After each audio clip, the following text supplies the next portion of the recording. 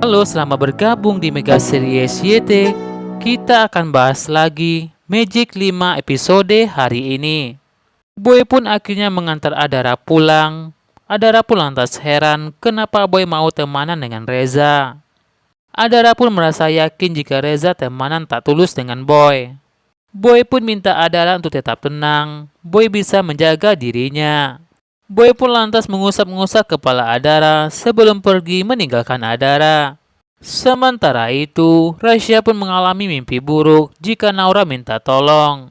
Saat itu mata Naura ditutup dengan kain hitam. Ada seorang perempuan yang menjaga Naura di sana. Perempuan itu pun lantas berubah menjadi naga. Naga itu bicara kepada Rasya jika Naura akan kehilangan penglihatannya jika Rasya diam saja. Rasya pun tak tahu arti mimpi buruk itu. Rasya pun merasa ini adalah peringatan bagi Naura agar Naura tidak menggunakan kekuatannya lagi. Rasya pun lantas ceritakan mimpinya kepada Naura. Rasya minta Naura tidak menggunakan kekuatannya lagi. Rasya pun berjanji bakal mencari cara untuk agar Naura tidak menggunakan kekuatan itu. Namun Naura baru saja mendapatkan kekuatan itu. Naura merasa butuh kekuatan itu agar bisa membantu orang lain.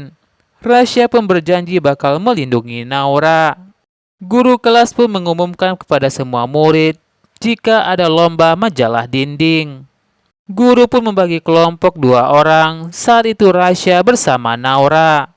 Di perpustakaan itu, Rasya dan Naura pun mencari ide untuk lomba mereka. Saat Naura sibuk mencari ide di buku itu, Rasya pun ingin mencari buku di perpustakaan itu. Buku yang bisa menghentikan kekuatan Naura. Rasya pun akhirnya menemukan buku Fenomena Indigo. Di mana di buku itu, Rasya pun mendapatkan petunjuk jika kekuatan Naura bisa dikendalikan dan dihentikan dengan berbagai cara. Rasya pun membaca cara-cara itu. Saat Rasya sibuk membaca buku itu, Naura pun tak sadar jika Rasya tak di sampingnya. Padahal saat itu, Naura minta pendapat kepada Rasya soal ide lomba mading itu. Naura pun merasa kesal jika Rasya meninggalkan Naura sendirian. Naura pun merasa heran kenapa Rasya mencari buku itu, karena itu tidak nyambung dengan tugas mereka. Dalam hati Rasya, Rasya pun akan melakukan itu kepada Naura, agar kekuatan Naura tidak muncul kembali.